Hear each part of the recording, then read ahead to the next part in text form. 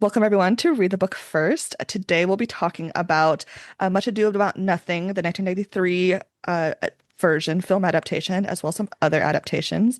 And help me break down the movies, I have Neha from The Novelty. Hi, I'm so excited to be here. We just did the play Hmm. discussion, and so now we're talking about the adaptations. And Hmm. I am almost probably I think I'm a little bit more excited to talk about the adaptations. I think there's Me more too. to discuss and more to dissect there. Absolutely. And right now in The Novelty, their season is all about adaptations. So if listeners, if you, assuming you're listening, are a fan of adaptations, definitely go check out The Novelty in general, but especially the adaptation episodes I've really enjoyed them. They've Yeah. been really fun. I mean, we've done a lot this season. I think we just did our final count of like what all we discussed for our latest adaptation season. And I think it was a total of 23 texts. And I Oh was my like, this goodness. is way too much. And I'm like kind of excited to be done with this season. Season 6 is already in the works and we've already started reading and recording for it. So I'm really excited to share That's what that is in a exciting. little bit. Yeah. Yeah. Since you've been watching a lot of adaptations, what do you look for in an adaptation? I think, especially after this season, my perspective of adaptations has grown and changed a lot. But I think what makes an adaptation good, one of the biggest factors is that it should be able to stand alone without its source text. And some of my favorites out there are able to do that. One of my favorite adaptations ever is The Princess Bride, which I didn't read the book until years after I had watched the movie when I was younger. And both of those things on their own are so incredible, but I think it's so important that the adaptation itself should be able to, you don't have, I know the name of your podcast is Read the Book Hmm. First, but Yeah, I think a yeah. good adaptation is that you don't have to read the book Hmm. first. No, absolutely. I agree. And I also agree Princess Bride. It's one of my all-time favorite movies, but also great adaptation, great standalones. We did an episode that way back in season one. So I agree. And I agree that adaptations should be able to stand on their own. I love when adaptations bring a new lens. Like I don't need to have word for word the same from the book. Like when folks are like, Harry's eyes should be green, like that, I'm like, calm down, guys. Yeah, I I like agree. the themes and the message can be similar but added to or changed in a way that improves it, right? I'm looking for improving Yeah. if possible, in general. We're gonna start by talking about the 1993 Much Ado About Nothing adaptation directed by Kenneth Branagh. Do you know much about Kenneth Branagh? First of all, I was like, okay, well, first of all, he's like Professor Lockhart Yes. from Harry Potter. So that's like where I clocked him first. And then I was like, oh, he's doing an incredible job in this movie. And post watching this movie and doing my research for this recording, I had no idea that he also directed this movie. Like Hmm. he directed and starred in it. Like that's incredible to me. Yeah. So when I was at university, I took a Shakespeare class called Shakespeare Through Film, which was I loved it, obviously. If this is my podcast where I talk about movies and books, I obviously loved that class. But Kenneth Branagh is known in the Shakespeare world. He's like Shakespeare's like number one fan almost. Like he is obsessed and he has done like three or four different adaptations where he's directed and starred in, including Hamlet and Henry IV. And I can't remember, maybe I don't think he did Othello. Anyways, but he is like known for being obsessive about Shakespeare. And people in the Shakespeare like fan and critic world have strong feelings about Kenneth Branagh. He also had some scandals, which I'll talk about Interesting. later. Um, I I tend to love his acting and his movies. Um, but I do know some film and Shakespeare literary critics don't like him. It's hit or miss, but Interesting. I love his acting, especially in this. I love this movie. I watched it, I think the first time when I was like 10 or 11, and I don't think I've seen it since. Maybe like once partially when like my stepmom was watching it at home or something, and I happened to be in the room watching it. But rewatching it this weekend, I Hmm. was like, I love this. I love this movie so much. No, I'd never seen it before, and so I like this weekend I was hanging out with my parents and my husband. So I was like, okay, like let's all do like a movie night and watch it together because my Hmm. mom, I know that she's like a huge fan of like Shakespeare adaptations as well. And we can talk about this once we get into the adaptation 1993 version, but Hmm. I very quickly regretted watching this with my family. Yes, that's fun. I The cast of this movie is just star-studded. Like obviously we have Kenneth Branagh, but then what Beatrice is played by Emma Thompson, who is one of my favorite actresses of all time. She's fabulous, and she is such a great Beatrice. She did so good. Also, did you know that Emma Thompson was married to Kenneth Branagh during this? Mhm. I had no, this was again like something I found out later, and I was like, Yeah. this makes so much sense because their chemistry was so perfect. It's so good. Yeah, they were married at the time. And she was also in Henry the Fourth that he directed and starred in that I might need to double check that. Editing Janessa can fact check me if it was Henry the Fourth. But that was earlier in her career and also earlier in their relationship. So like she starred in multiple movies that he's directed, and at this time they were like one of Britain's like golden actor couples. Mm. Um, of the early 90s. But I love her as Beatrice. And like, again, yeah, their chemistry throughout this whole thing was just top notch. So good. I thought it was interesting that the way they started the movie. We start with the lyrics from the song that's in Act 3, Scene 3. Um, the Sigh No More, Hey Naughty Naughty song. They're out in the Hmm. garden. They're all like, enjoying the Like sunny fresh Tuscan. fruits and licking their fingers with all the Yeah. juice from the fresh fruits. And Hmm. yeah, I was like, and right, the very first scene, the first thing that I said was like, oh my gosh, it's Professor Umbridge. And then Yeah. I followed that up with naming all the Harry Potter professors because they're all Hmm. in this movie. Yeah. And I love that. I mean, it's kind of like a joke, like, right? Because England's like an island, so they only have a certain number of actors to choose. But I'm like, but the actors they choose to cast in every Harry Potter movie, that's also in every Shakespeare or Austen retelling, are some of the best actors in the Yeah. world. Why would you not choose No, them? that's so true. Like they all did so good in this movie, so I have no Yeah. complaints whatsoever. Yeah. Yeah. I love it.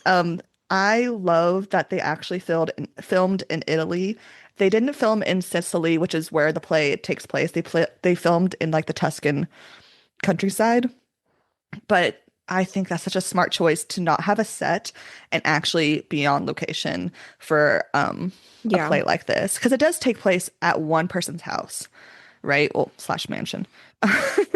Villa, I Yeah, guess is and the they phrase. really make that so obvious throughout the play as well because you can like there's like all these upward shots of like the entire estate. Hmm. And so you can really pinpoint like, oh, that's where this happens and that's where that happens. And Hmm. so it kind of adds this community aspect. And the fact that you can't see any surroundings too also adds to like, oh, these people truly only have each other and there's nobody else surrounding them to like add any drama or like any Hmm. external pressures. Like it's just these people that live here and that's it. And it makes so much sense to why it gets so messy with the gossip and everything. It's like, what else are they going to do? They're going to drink wine, sit on this beautiful countryside, and gossip. That's all there is to do at this point. We get Yeah. the news that the army or the soldiers are coming back. And I love that all the people just like start running slow-mo down the hill. And then the men on the horses come in slow-mo. And it is cheesy, but it is within the tone of the movie. So it doesn't feel out of place. The men we have Hmm. introduced as they're coming in on the horse. Again, the actors in this movie is like top of the crop. It's so good. We have Denzel Washington Yeah. coming in as Don Pedro. So this is the first movie he filmed after he was in Malcolm X. And I had the DVD from my library, so I watched the like behind the scenes interview.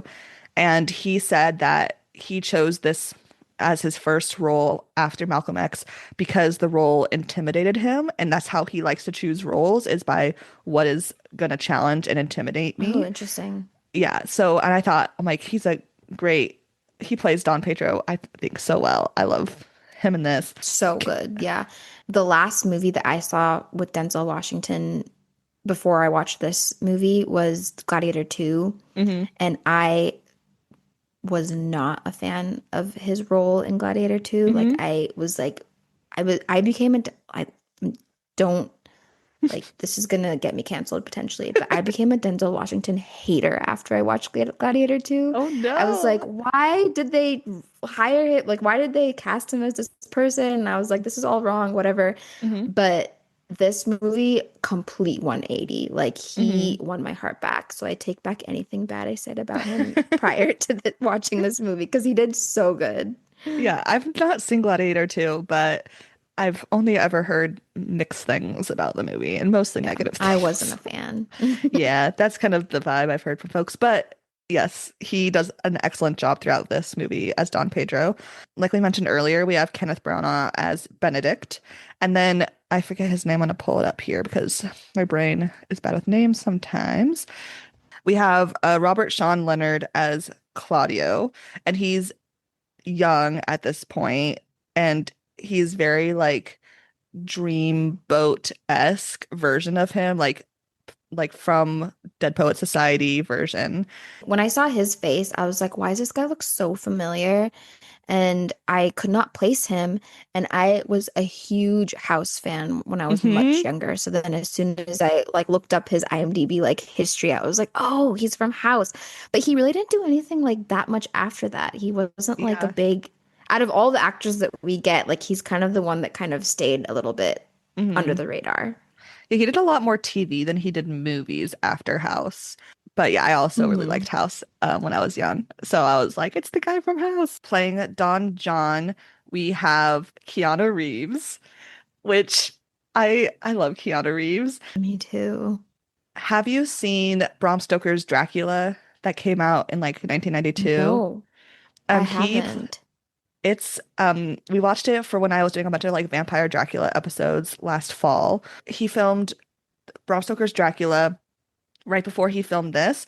And in Bram Stoker's Dracula, Keanu tries so hard to have like a British accent, and it's just some of the worst accent work I've Bad. ever seen. Oh Yeah. no. And so and we can talk about accents in general of these actors as we go, but I think it's so this I can tell him in this role of Don John, he is trying to gain back some respect of his accent work because this came out like he was filming this right after, and this came out right after, and he got a lot of criticism for his poor accent work in the Dracula movie, and he does better in this movie than he did in the other one. Yeah.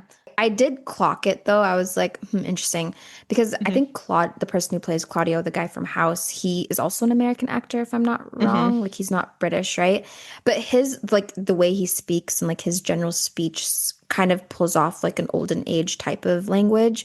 But Hmm. Keanu Reeves, I think, was the only one where I could kind of clock that he like wasn't like I was like, what are they Yeah. trying to do here? Yeah. And I know that they were not trying to be precious with the like British accent in this, which I appreciate because uh Americans doing British accents in Shakespeare or Austen adaptations is so hit or miss. Like Hmm. Gwyneth Paltrow, for example, in Emma, it's Yeah. just And like, Emma. yeah, my girl, you're trying your best, but just use an American Yeah. accent. I we recently talked about on our podcast The Gentleman in Moscow, the screen adaptation with Ewan McGregor, Hmm. and I touched on the fact that I expected like everybody in this show to like have a Russian accent because they're in Russia, but they Hmm. all have like either British or Scottish or American accents. And I read online that there was a decision that they had made to everyone to talk like in their normal way of talking and not put pressure on them to put on an Hmm. accent to make it seem more natural and for them to focus on their line instead of the way they were speaking. So I Hmm. get both like ways of doing it, but I do wish like in a Shakespeare play, like if for everyone to have like a similar accent would Yeah. have made it makes the world more believable to me at least. Yeah, and I agree. And I think with Keanu's accent here, I think I agree that of the ones that are not like a pure British from an actual British person accent, his is the one that every time he talks, I'm like, what are you doing? What are you doing Like again? what? Yeah. Yeah, whereas when the other Americans, when they have a slightly British accent, but mostly American dialect, it's fine. It works. Like Hmm. and maybe it's just because they're better actors. I don't know. At least in this film, I'm not sure. The men come in on their horses in slow-mo, and then they all do a fist pump at the same time. Yeah.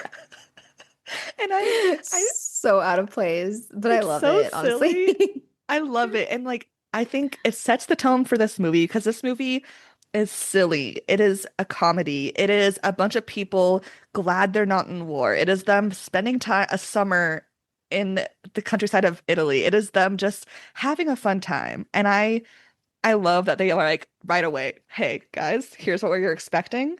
We're gonna do slow-mo and a fist pump because that is the vibe we're bringing. And I appreciate Yeah. that. As a watcher, I'm No, like, I okay, loved cool. it. Yeah. But then the slow-mo keeps going and the women are all like running in to change. They're all like taking a communal bath together and Yeah. they're all like stripping each other. It's not even like Mhm. they're taking their own clothes off, like they're Yeah. taking each other's clothes off. And so this Which is where I was like with my yeah. parents and I was like, "Oh no, what did I do? Like is this gonna be bad?" Because there is like a sensual part of the play. I mean, it's more comedy than it is sensual, but I think here, this movie, they are trying to be a little bit more of that sensuality. And that obviously this brings it in because we have people getting naked and running around, you know, I guess. Um, but it also is so silly and gleeful. Like even the men like strip down and get in the baths, which also I'm like, hey, if you just got back from war, I would also want you to be bathed before I talk to you. True. Yeah. But I just like saw their like jiggly butts like jumping into the bath and I was like, "Oh gosh, what am I watching?" Like knowing what the Shakespeare play was about and like watching Hmm. like the play like on the stage adaptation of it, Hmm. I was like, "What is happening right now?" And like while all this is happening, it's like the opening credits of like people's names and like whatever and Yeah. I was like, "What is this movie?" Sorry, mom, don't look at the butt. I mean, or do, I guess. I know. I was like, should I just fast forward? But no, Yeah. it was quick. It was though it was slow motion, it didn't last that long. Yeah. And it again adds to like the tone of the movie. It's like we're having a silly, Hmm. fun summer adventure. That's what this is. Hmm. And then once everyone is changed, they have like their first like interaction between the men and the women. And we get the first like wit off between Benedict and Beatrice. And I love that you can see the history of the relationship like in Emma Thompson's eyes. She is such a great actress. I Hmm. just like No, she did so good. so good. Do you Also, so like I not related at all, but yeah. Emma Thompson's hair, this whole movie, I was obsessed with. I was like, how do I achieve this? Like, this is incredible. She looked like she had just had the best summer of her life. She was tan from the being on an Italian, countryside, and then her hair was gorgeous. I agree. No, it was amazing. Yeah. Yeah. I think in this edition, I it's smart that they do make it that Benedict and Beatrice like did have a relationship in the past, and it's pretty obvious. And even when they mention Claudio, everyone kind of like nudges Hero, so it even seems like Hero has a relationship from the past. And I think that's smart for a Yeah. modern audience. We need more history before people just get married, you Yeah, know? like it makes it more believable that we know that they had some kind of relationship before they went off to war, I think. Because in the Yeah. play, it is kind of ambiguous. It's like hinted that they may have Hmm. had contact before, but it's not very obvious. Hmm. Then we have Keanu as Don John trying to be so angsty and jaded. I love Keanu. Like Bill and Ted's Excellent Adventure is one of my favorite movies of all time from like when I was young. I loved it. But he in the serious role, he hadn't quite at this point gotten his serious acting chops yet, right? Like Yeah. he's working up to the Matrix. He hasn't gotten there yet. And you can Hmm. tell from an acting development standpoint, he's not there and he's trying so No, hard. I know. I thought it was so hard because I also love Keanu Reeves, but seeing him in this role, I was like, boy, you got some work to do. Like this Hmm. is it was not believable. He like wasn't, and of course like they had to have like a scene of him oiled up and shirtless. Do you remember Yeah. that? For Just no randomly getting reason a at all. massage. Yeah. Yeah. But so I enjoyed that, I guess. But just his like his believability as the villain of the story, he kind of missed his mark, Yeah. unfortunately. And again, I love Keanu Reeves, so I was a little bit sad, but Hmm. he grew. I mean, he we Yeah. know who he is now, and so Yeah. we can appreciate some character growth. Yeah, you gotta have some pitfalls before you reach the mountaintops or some phrase like Yeah. that, you know? Hmm. I do I do like that they tried to make him even seem angstier with the lighting. Like when often when he talks, half his face is like covered with a shadow. And I think that's, Yeah. just classic filmmaking trying to tell the audience this guy's bad. Which I'm like, he came off as a Yeah. spoiled brat more than like a villain to me. Yeah, and I know we haven't gotten to the masked Hmm. ball yet, but I wanted to bring up too that as a hero is entering the ball, Don John Keanu Reeves reaches out and kisses Hero's hand and then like leaves the party. He doesn't attend the party, and so Hmm. I was like, does Don John have a crush on Hero? I didn't clock that at all when I read the play or like watched the stage adaptation, Hmm. but that I think adds to his like villainous like idea of ruining Claudio's marriage. Hmm. So I like that they did that. I think it was like a Yeah. good choice for me. I agree. And I when I saw that when that kiss happened, I was like that I agree. I had that same kind of thought. Like that would have been a way better reason for why he's causing this chaos. Like he just Hmm. needs to have a Hmm. crush on someone. This doesn't necessarily need to be hero. It could be any of them. Just have him Yeah. have some more tension somewhere besides just mad at life, which like also fair. Yeah. But yeah.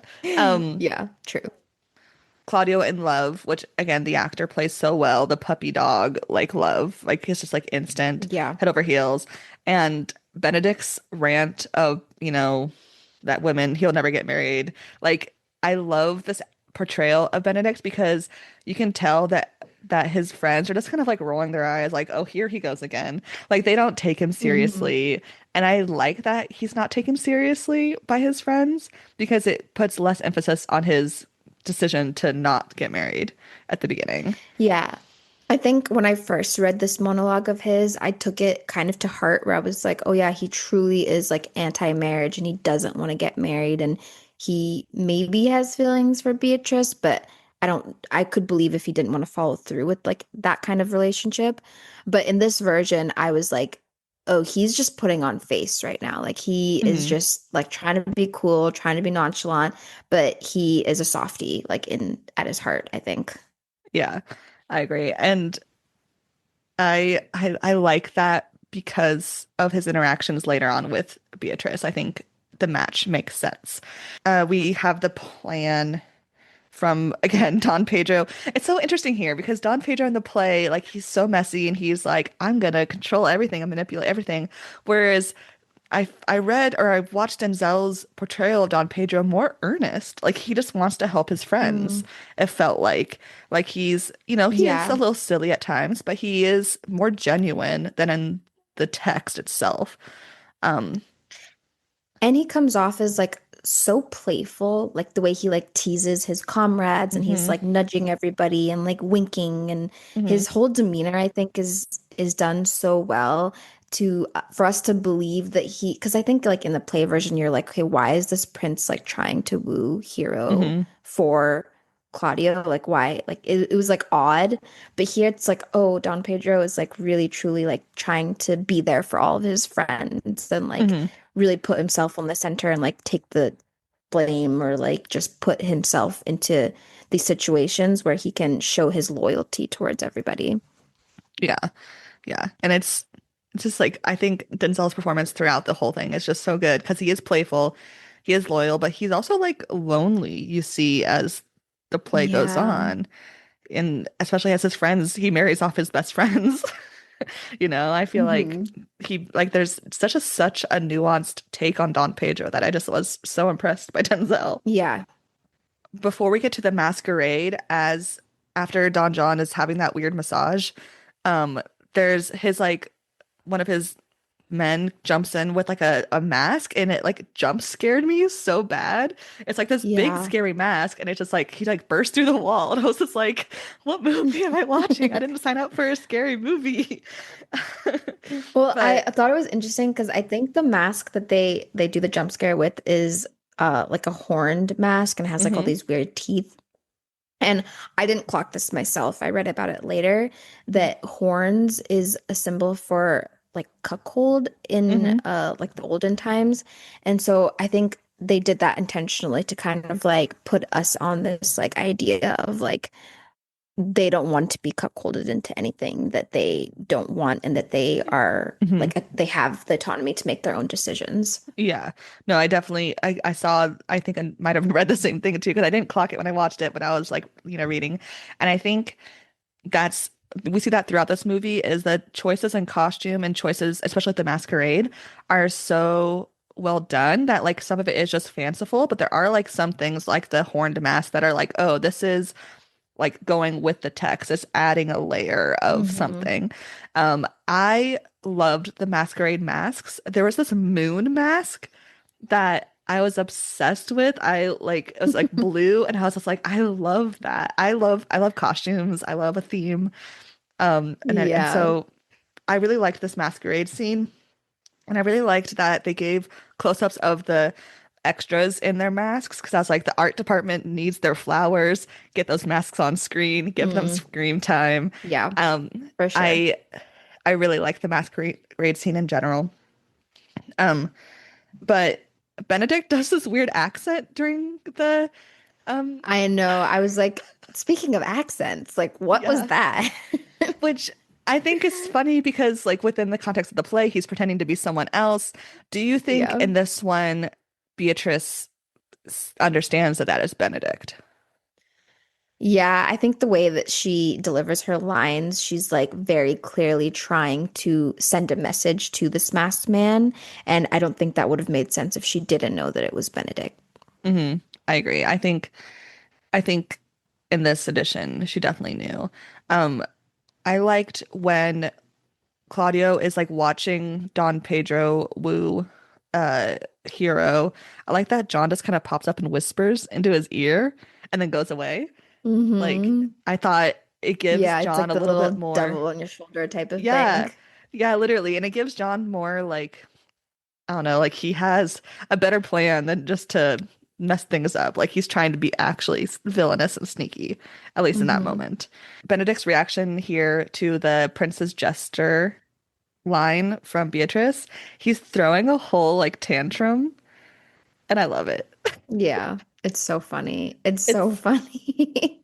I mean, I it's feel like that's like one of those lines or one of those like dialogues that no matter how you adapt it, like it's gonna be funny. Like it hmm was just Shakespeare's writing just really shined through at that part. And it also sets up Benedict to be more of the slapstick humor bits that he does later on. And I think it's good. They don't like make him Hmm. ridiculously silly right off. They like gradually make him sillier and sillier, which makes it more believable to the audience. Like he's not Hmm. just some buffoon. Like why would Beatrice like him and Yeah. if he is just a buffoon, you know? Yeah. Um, True. then we have the scene where Pedro clears the air of everything and Hero and Claudio get engaged. And I believe Hero and Claudio's relationship so much more.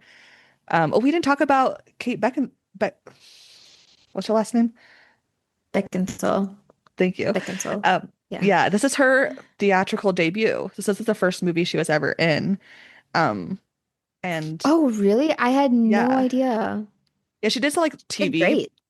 technically before, but yeah, this is her first film and she did fabulous. Even like with all our issues that we had with Hero in the actual text, here I read Hero as like shy and sheltered. Hmm. Yeah, it's kind of difficult to interpret Hero as a character because we talked about in the last episode that she really gives us nothing throughout the whole play. And Mhm. so it's hard to kind of like give that person like main character energy when they're really truly not doing anything. But I think Kate Beckinsale plays it off really well. She like really seems genuinely like in love and speechless and like doesn't know. And she is like an innocent, like younger character. And so her silence is like way more believable as like immaturity, I guess. Mhm. Yeah, I agree. And especially compared to Beatrice being the other young woman. Beatrice, Emma Thompson obviously looks older than Kate Beckinsale at this point, because she is. Um, and adds to that dynamic of Beatrice being loud and kind of brash at times, whereas Hero is the exact opposite. And that Hmm. relationship between them makes sense, without the context Yeah, of it the kind of men. yeah, it feels like an older sister, younger sister Hmm. relationship, I think, which I think works well for their dynamic. Yeah, I agree. The part here where Don Pedro casually asks Beatrice to marry him is, I think, where we see how Don Pedro is actually so lonely here, because he's like so genuine, and Hmm. Beatrice takes Yeah. him genuinely too. She doesn't like ha ha ha, you don't want to marry me. She's like, oh no, because I wouldn't be happy, you wouldn't be, like, she's like, it's just a very genuine moment, but still like is witty. And Hmm. it's just, I think Denzel Washington and Emma Thompson's relationship here as actors is so cool and interesting. Yeah, they did it so well. I think like even like Don Pedro's like Denzel Washington's face and his like facial expressions during the scene. He doesn't really say much when Emma Thompson is denying him of this marriage, but you can just tell in his face that he has like this disappointment, but also acceptance and understanding. Hmm. Yeah. And I think at this point, because like in the play itself, the text, I read Don Pedro's wanting to meddle in Beatrice and Benedict's relationship as, oh, he wants to mess with his bud and just kind of like cause chaos. Whereas here, I think this moment endears Beatrice to Don Pedro, and he's like, oh, you would be happier with Benedict. I'm gonna do this weird manipulation of my friends for their happiness, you know? It seems like just a more Hmm. genuine ploy, which I don't think reads like that naturally off the text, or at least I didn't, but I really liked the choices here. Yeah. Yeah. And then we do have the plan is set, and then it's the next day, and the scene in like the hedge maze. This is just so fun and so good, and what this play is all With the about. chair and like Yeah. it's so funny. And I love that they added that prop to him because if he was just eavesdropping like without doing anything else, it would have seemed a little bit odd and honestly maybe a little bit boring too. But the fact that Mhm. he has this collapsible foldable chair that he can't figure out while he's eavesdropping on this conversation just adds so much to the scene. It's so funny. And I love actors within the movie act their characters are acting to overact. Like the meta of that acting is so fun. I love whenever that happens in movies. Hmm. And it's just I love this movie adaptation so much because of this. Like the take of it, it's silly, it's over the top, but like they're being genuine. I love this. Also, at one point during this scene, Kenneth Branagh like breaks the fourth wall. He like stares right into the camera. He's like, "What?" And it's just for a second, and which I like. It's a little bit like, puts you off a little bit, but it's like it's again, it adds to the slapstick humor of him falling through the chair and running around the hedge maze. Um, and then again, when Beatrice is listening to Hero and Margaret or Ursula, I forget which one it is. Again, they use um, the Beatrice is so rude thing. It really gets her. But then their Hmm. reactions of finding out each other loves each other is so silly. We have like the crossfade of them like It's slow-mo. amazing. Benedict is like kicking water in the fountain and like Hmm. splashing water on himself and like acting like a total child. And then on the other hand, Beatrice is like on a swing and she's like Hmm. enjoying the breeze on her face and like smiling and you get both side by side. that was amazing. Like I loved every part of that. Yeah, it's hilarious, it's goofy, but it's also like genuine acting and it mimics the weird Mhm. slow-mo from the beginning so that like choice makes sense later on. It's just very well crafted Mhm. ideas throughout. Um, then our least favorite part for the play, the Dogberry of it all. We get the Dogberry and we have Michael Keaton playing Dogberry, but I would argue he is just playing Beetlejuice. Yeah, okay, we talked a little bit on our last episode how neither of us were really a fan of who Dogberry was and like Hmm. his involvement in this play. But I think unfortunately watching this adaptation solidified that more because I love Michael Keaton. Like who doesn't love Michael Keaton? Hmm. But him in this role, like I mentioned, I was watching this movie with my family. All of us were like, what is he doing? Why? And what is happening right now? Yeah, and then he has his like little like crony next to him, like literally up against him constantly. And Yeah. it's like, and then they also do the Monty Python thing with the pretend horses, like miming that they're riding Yeah. horses. That was funny. I did laugh at that That though. part is funny. And like, I love that Dogberry, because Dogberry in the play is supposed to be kind of an idiot, and here he is acting an idiot, but he is just acting like Beetlejuice. And like, it's Hmm. funny, except for I've seen him do this in Beetlejuice. It's not new to me. Yeah. And, and Beetlejuice did come out before this movie. So it's not like there was no context for that yet. Like it was a successful Yeah. movie in the 80s. They would know. I don't know. I think it's a I weird feel like choice. yeah, I think like Dogberry is like one of those characters that you do have the liberty of interpreting in many different ways because his dialogue like is just like kind of nonsensical, and so how you interpret his comedy and his dialogue can be like very different. But Hmm. the choices they made for his character in this adaptation, Hmm. I was like, I don't know, I just wasn't a fan of it. Yeah.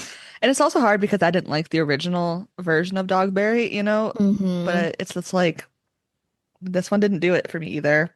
Yeah. Um, They have a beautiful dinner. Like it's joyful, it's loud, they're all kikiing, it's just a party. And then it Yeah. has this loud thunder and lightning that like my poor cat was like asleep and she literally like Halloween cat like jumped Oh. up. Like she was so scared. I was like, it's not a real thunderstorm, it's fine. But I love that it just thunderstorms and it goes cuts to John in the shadows. It's just like over our head, like hitting the audience over the head, like he's a bad guy. Don't forget, he's bad. He's the villain. Hmm. It's also like one of his first dialogues in the movie was something along the lines of like, I am a villain. So I'm like, we get it. Like we know Hmm. you are a villain. Yeah. But I We guess maybe they had to overcompensate for Keanu Reeves maybe not being able to pull off that role as yeah, much as we or wanted him to. maybe or to add to the campiness, or maybe a bit of both. Yeah. Um, but then this is where we get the infidelity um news. Well, they don't. I don't know. Maybe I didn't catch it, but it seemed to me like they didn't use all the lines of this part from the play. That they don't really spell it out for the audience. They're like, "Hey, I have to show you something," and then they go and see it. And I think I kind of like that Hmm. we don't know what the plan is until we see it in action.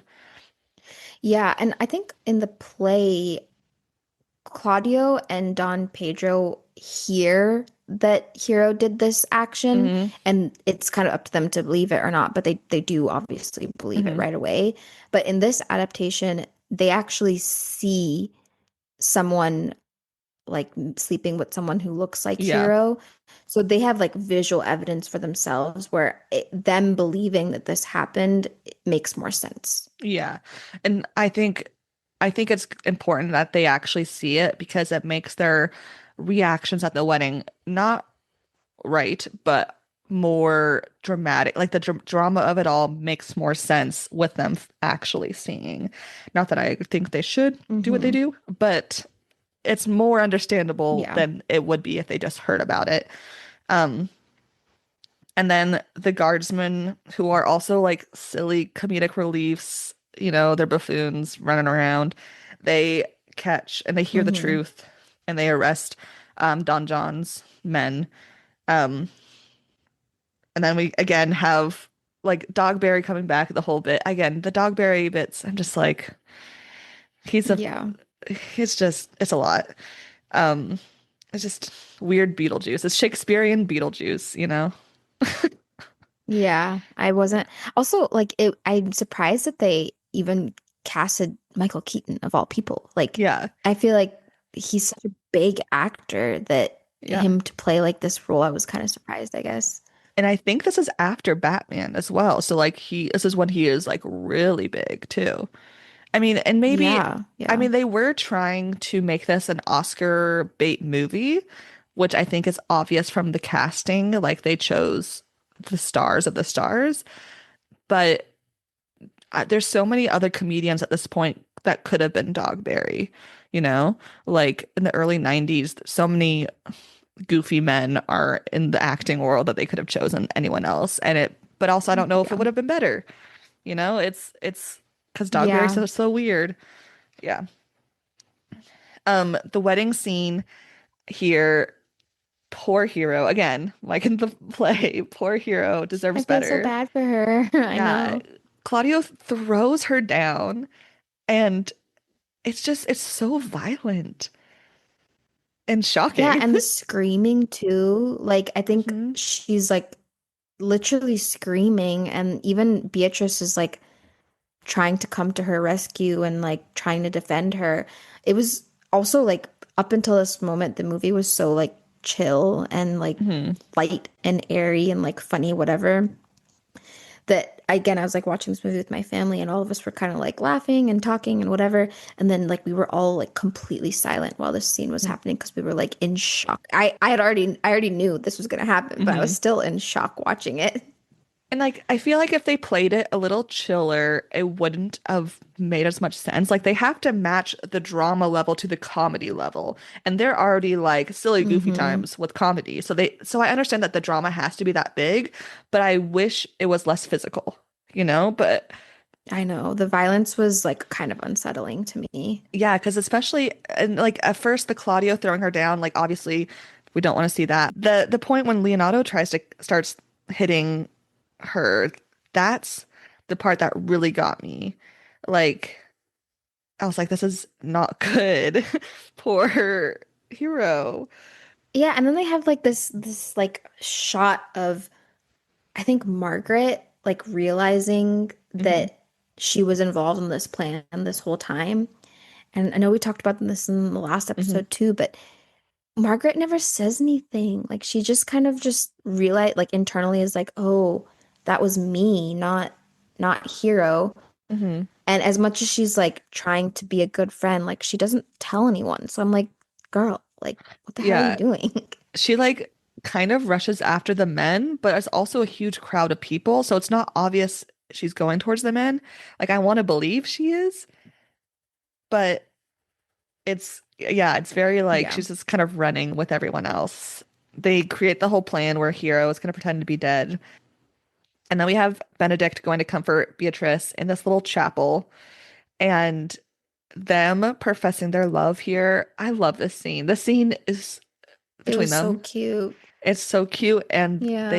they kiss and but then we have because Emma Thompson's acting is so brilliant, she goes from like this love-struck, grief-filled, confused state to suddenly you're gonna kill Claudio. Like, and she switches it so fast, that Benedict is Yeah, taken and they do aback. like this Yeah. close-up shot of her, like when she says kill Claudio, where you're kind of like, oh, she violent. She's Mm-hmm. capable of violence.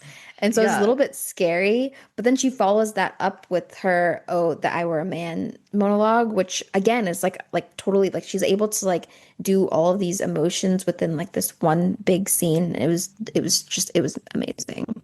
She's so talented. Like unstoppable. And then we have like so this beautiful scene, and then it goes to a scene of Keanu Reeves running through a tunnel, laughing manically, and then doing a fist pump as he runs away in his like leather pants. Yeah. And And it's it's like so he's like all those silly. like glowing and like oiled up and it's like yeah, it's funny. It's too silly. The examination scene with the Braccio and his crew, and then with Dogberry again. Like it's just too much. Michael Keaton is doing his Beetlejuice thing, which is funny to a point, but it's not what I want to watch. I want to watch, Whatever. It's whatever yeah, to me. Yeah. yeah. I want to see everything get resolved. I don't care about Dogberry, and if someone calls him an ass, cool, whatever. Like, okay. Um, but we get then we have the Cla when Benedict goes and tells Claudio about Hero's death. Again, Kenneth Branagh here does such a great job acting, and you see that he is genuinely hurt on behalf of Hero, but also he's trying to protect Beatrice. And if Hero's reputation is hurt, then also Beatrice's is affected because they're family. And I you can see that Hmm. all in his acting here. It's just they do such a great job. It kind of gets wrapped up from here pretty quickly. Like we find out that Don John left. We find out that Hero was actually telling the truth and not scan in the scandal. Um, and then we have the like mourning scene in Epitaph, which I thought was interesting. Yeah, Yeah, and and then the black cloaks that they're all wearing was an odd yeah. choice for me, but It's it was an odd scene. I agree. it's an odd scene, especially if they know the next day everything's gonna get solved because they're gonna show that Hero actually was innocent and not and is gonna marry him. Like then why do that whole like dance for to make I guess to make the guys feel guilty and make them like it's supposed to be like their like revenge on Claudio and Pedro, Hmm. but like they're actually Yeah. grieving. I don't know. It felt a little mean. It's yeah, but then if you think about the fact that Claudio like literally beat Hero to the ground, I'm like, okay, yeah, That's this makes true. sense, I guess. It's yeah, that's fair. Oh, Benedict trying to write his love song here is so silly goofy. Yeah. The before we get to the wedding, we have Benedict and Beatrice being like, "What made you fall in love with me first? No, what made you fall in love with me first?" Like, I again, Emma Thompson and Keanu, or whoa, and Kenneth Branagh's tension and relationship here. It's great. Yeah, it was really done well for sure. Then wedding number two, nothing too special here. Like they do the unveiling of Hero, everyone's surprised, they get married, then we have the love notes. Like it's nothing too extreme. It just Yeah, I mean, mm, if they were to adapt it differently than the play, I would just have wished for Hero to have like some kind of revenge on Claudio and not accept his like mhm. love so swiftly and easily. I wish she had like a moment of like, how dare you? But it was like a cute, like happy little Yeah. wedding fun, I guess. Yeah. And they bring back the Hey Nani Nani song and they all dance. And Mm, the dancing was cute and fun. yeah. And I can just see that these folks were all on location with each other for a couple months filming this and they had like a summer camp kind of vibe going on. Yeah, it looked fun. I wish I was there. Yeah.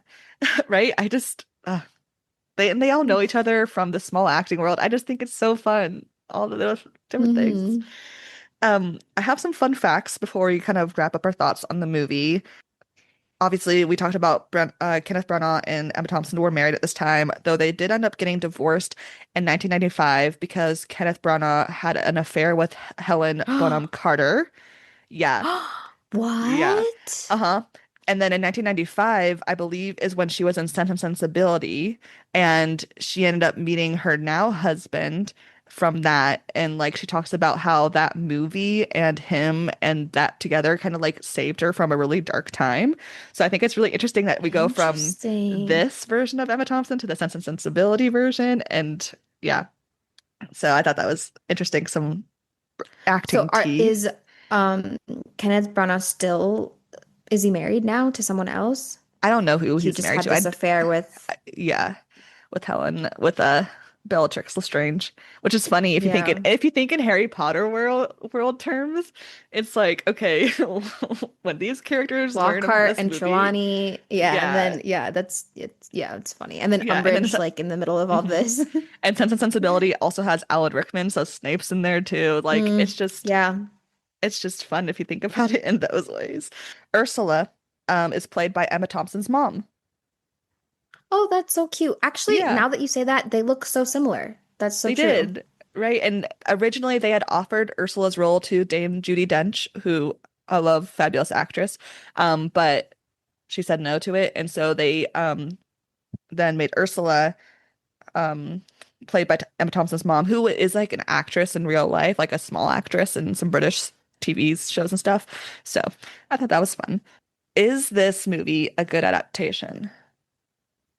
I loved it. It's also like so accessible. Like I watched this movie with three other people who had never heard of the play or watched the play before, and we all walked away being like, "Oh, that was so fun," and that was like so like light and airy, and I think there's other aspects of it that make it very enjoyable as well. Like all of the costumes, I was like, I need to own what they're wearing right now, which Right? makes no sense because nobody would wear that in this day and You could, age, but it was just so like yeah. light and airy and summery and fun.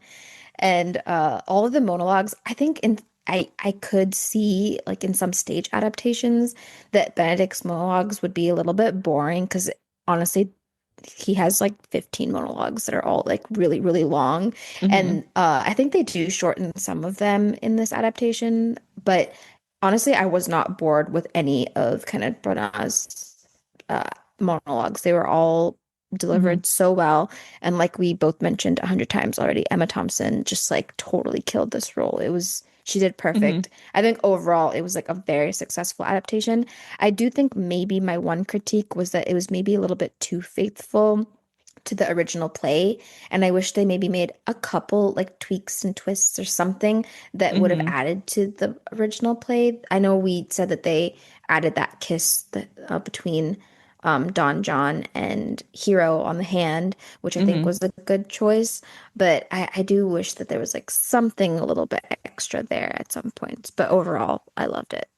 Yeah, I agree. I think this is a really great adaptation. As far as compared to other theatrical Shakespeare adaptations that aren't like a modern twist, this was one of the best, like within the actual, time period it's supposedly set in. I Hmm. agree. I do think besides the Dogberry stuff, I think they needed something else with Don John. And I don't want to say it's just because of Keanu's attempt to be angsty didn't hit. I think also there's not much there for him to use. It's not fully Keanu's Hmm. acting choices. It's that Shakespeare didn't give that character much, honestly. Kenneth Branagh has also talked about how he likes making these adaptations to not make Shakespeare language precious, which is why he didn't like no one was forced to use a British accent if they didn't have one. Because like Denzel doesn't really he says some words in like a British dialect way, but mostly it's his um normal accent. Um Natural and way of speaking, yeah. yeah, I think it's a really smart choice in this film with an exception of Keanu. Sorry, Keanu. Um, but I think it shows how accessible the language can be and that even in like American dialects, Shakespeare still works. Like there's someone on TikTok I follow who reads Shakespeare monologues in like a super Southern American accent, and it works so well with the cadence and the different pronunciations. Interesting. And so I think with this specific adaptation, their choices of doing that, it's very smart because even though they don't change, like you said, they don't really change the setting, they don't change any lens or any themes. It's essentially the same as the play. The only thing is that they have modern actors and not all British actors. And I think Hmm. it does make it more accessible and, for folks that aren't really into Shakespeare, for Shakespeare's sake. They did try to make this an Yeah. Oscar movie. They did spent a lot of money trying to get some Oscar noms. They did not get any, which Oh, 1993 is a really? yeah, it was a big film year though, because that's like when Jurassic Park came out. Like Hmm. it was a big film year. So it's not Wow. because it wasn't good, it's because the competition was tough. The Um, competition. yeah. Yeah. Like we both watched the it came out in like 2023, Anyone But You, which is a modern take on this, starring Sydney Sweeney and his name Glenn is Powell. thank you, Glenn Powell. Um my so before we dive into it, my mom, when she came and visited me last year, she told me that she watched this movie twice on the plane, and she made me listen to that. And I know. I was like, twice in a row. My mom also classically does not watch Yeah. movies. She just like falls asleep during movies all Okay. the time. And so she told me that she watched this twice on the plane.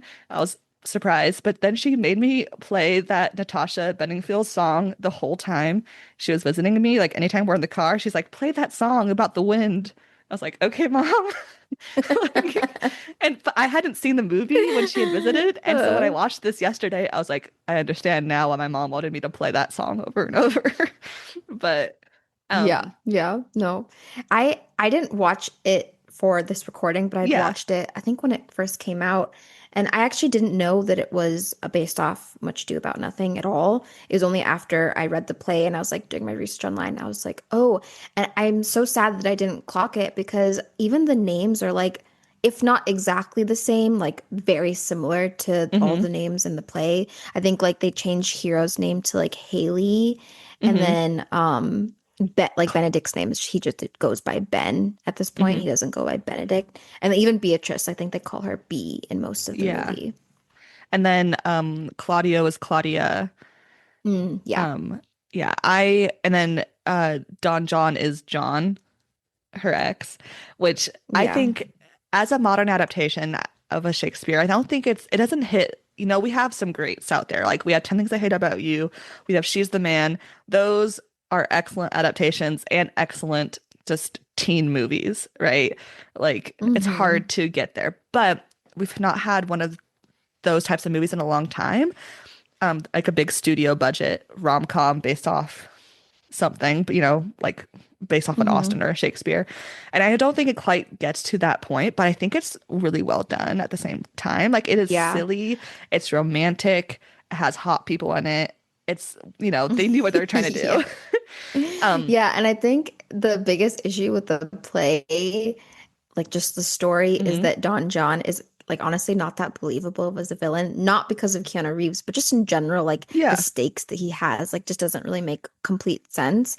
So having John be the ex, I think was such a smart decision because it really creates that like hate and fear that a villain should create. And I forget the name of the guy who plays John. He's the guy from Never Have I Yeah, Ever. he's Never Have I Ever, which I love. I Yeah, love I don't him. remember what his name is, Me but either. he honestly killed it as the villain, I think. He Yes. and he also has like this kind of villain face that I think Hmm. works for Hmm. his role. Yeah, I agree. He does a great job. It's like his face is very like you can totally trust me, but also you can't trust him. Like he's that kind Yeah, of he's beautiful. typical bad boy. Yeah. Yeah. Yeah.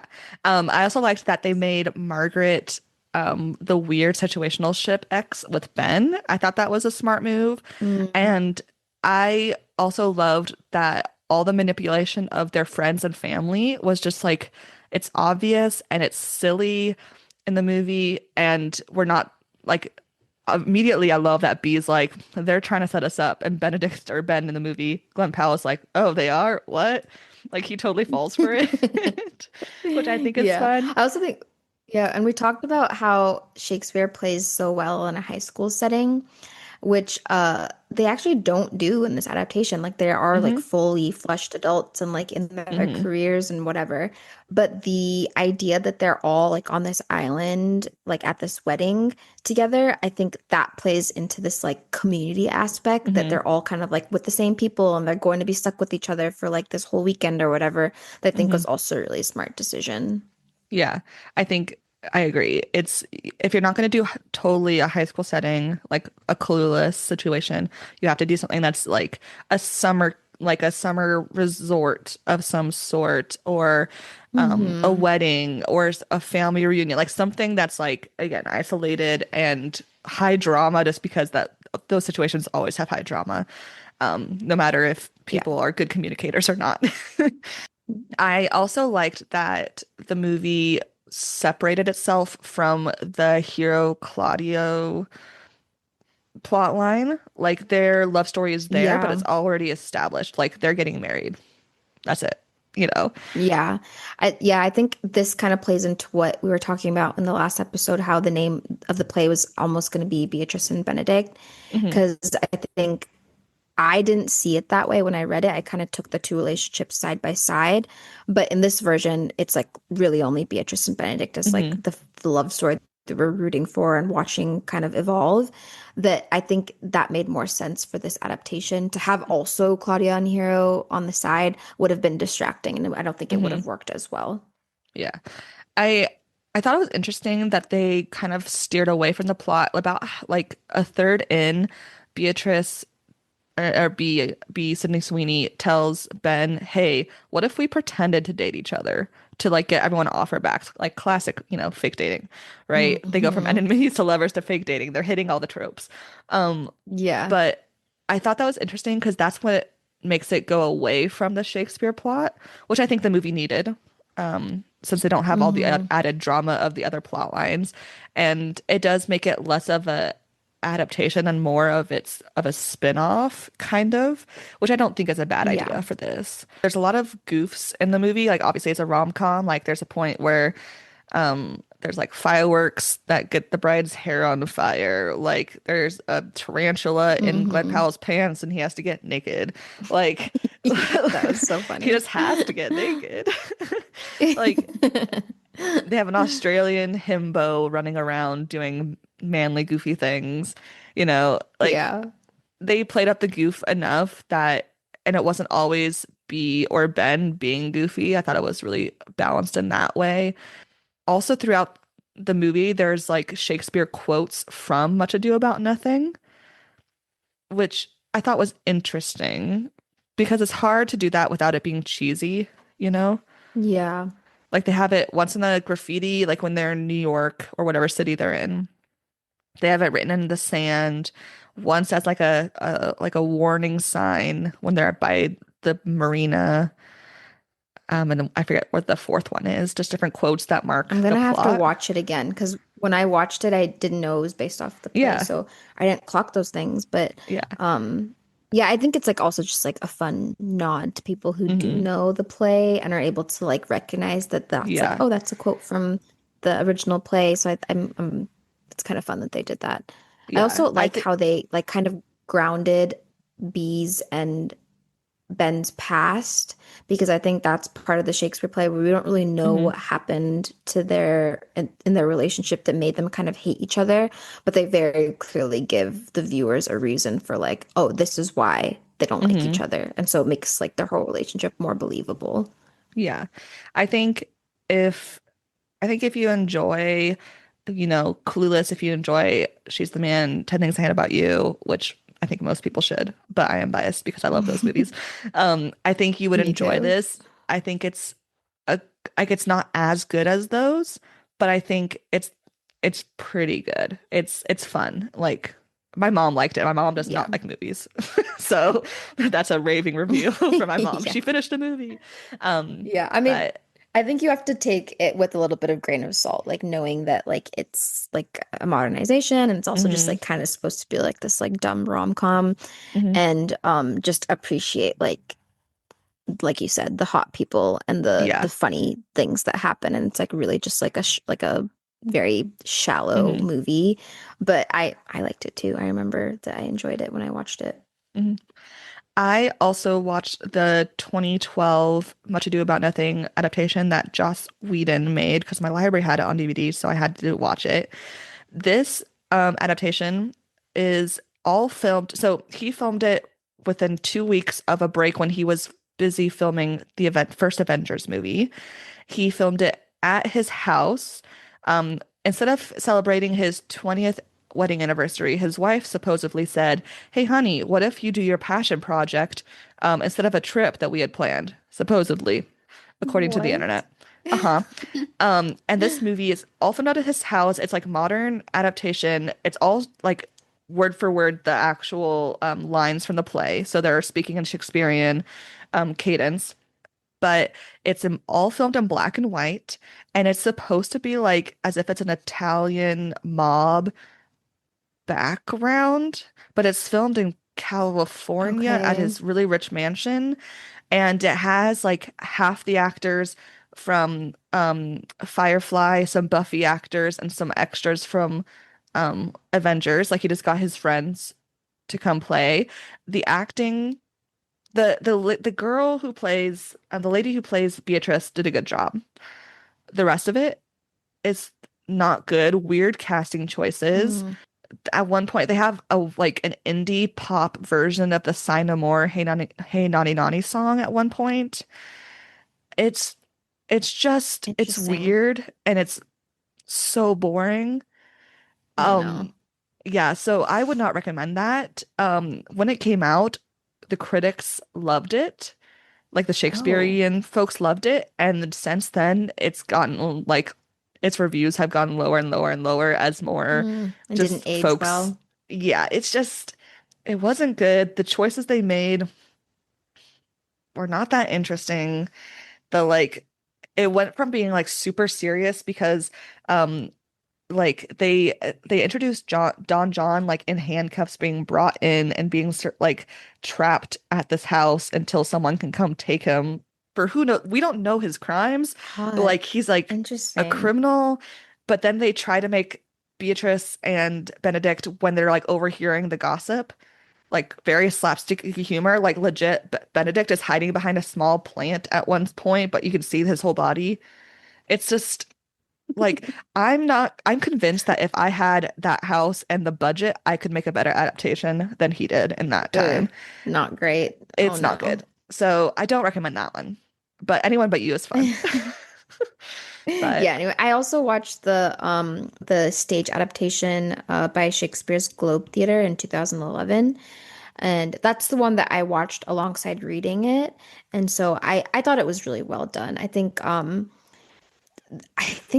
the only critique I had about that one was I think that the line delivery was a bit slow. So I was like reading way faster than I was like listening. And so I was like feeling a little bit like mhm. impatient, I think, that I ended up watching it in like 1.25 times speed so that it could catch up with the how fast I was Yeah. reading. But overall, I think it was done well. Yeah, and there's David Tennant in 2011. There's a filmed version of the stage play, but David Tennant is in a production, and it's a modern setting. It's kind of like a Fleet Week-esque, but British version. Because when he arrives, he even arrives. I've seen the clips on YouTube, and there's a ton of them. They're really fun. When Benedict arrives, he arrives on a golf cart, and it's like blaring this silly horn, and he's like in his like little sailor outfit. But it's one of the stages Oh, that that's so rotates. funny. So when Oh, they're doing the scene where he's overhearing it, it turns, they time it so it turns where we hear his oh, line and then it keeps turning. And so I've only seen clips that's like fun. on TikTok and YouTube, but I want to try and figure out how to watch the whole production because just the clips Yeah, between, that sounds fun. yeah, him and the actress who plays Beatrice, their banter's great. It's the tension is there. So I can't recommend it fully because I've not seen it all, but I liked the clips, so I can recommend the clips. Yeah, I Um, did listen to a bit of I think it was just the audio book version of this play because it mhm. was narrated by David Tennant. So I'm assuming that they just like converted it into an audiobook. Yeah. So I only listened to a bit of it, but it sounded fun. Yeah. What do you wish an adaptation did with this one besides the adding to Don John's role?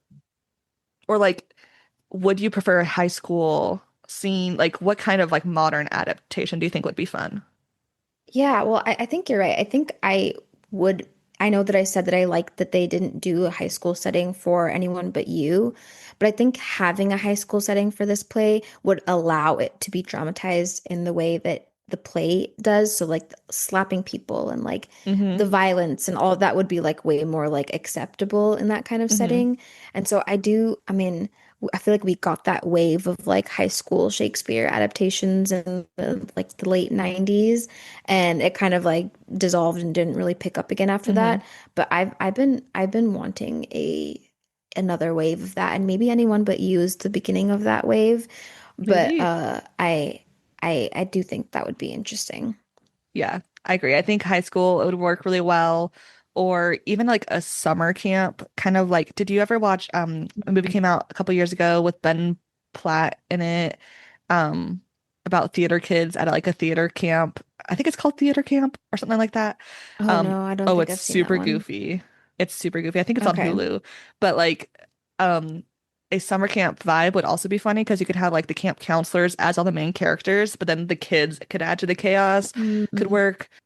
But yeah, I think the wedding scene also works really well because emotions are so high at every wedding, no matter how chill the bride and groom or people getting married are. Um, awesome. Well, thanks again, Neha, for being a guest on these yeah. episodes. Thanks for having me. This was so much fun. Yeah, and if I know y'all are ending the adaptation season of your pod, but if you ever have a hankering for more adaptations, hit me up. There's lots of them to do forever. I'm always happy. Yeah, for sure. Yeah, Yeah. I know. And there's also like a lot of movies coming out soon in the next couple of years that are going to be Hmm. adaptations. Like, have you heard about the Odyssey, like the Christopher Nolan Odyssey? That one I'm Yes. super excited to talk about for the podcast. Yeah. And then I feel like I've been talking about this already so much on our podcast, but the new Harry Potter too. Like I'm super excited about that. As It's much as people are like kind of like a mhm. little bit skeptical about how it's going to be, I'm like whether it's good or bad, I'm going to have fun watching it. So It's I'm interested. There's so many things they could do. Yeah, definitely. Where could yeah. folks check out the novelty? So our podcast is available on all platforms. We post every other week. We are going on a hiatus soon because we just finished our season 5 and season 6 is in the works. So you can listen to us on any platform. We also have an Instagram that the handle is thenovelty.pod. And we also have a newsletter where we post every other week and a bonus newsletter for all of our paid subscribers. So you can subscribe to our extra content there. And yeah, that's it. Amazing. And listeners, don't forget, I'll link everything down below for the novelty, so check out those links. But don't forget to follow us on your preferred platform. Follow us on Instagram at Read the Book First Podcast. Rate us 5 stars. If it's not 5 stars, you don't have to worry about it. And remember, read the book first.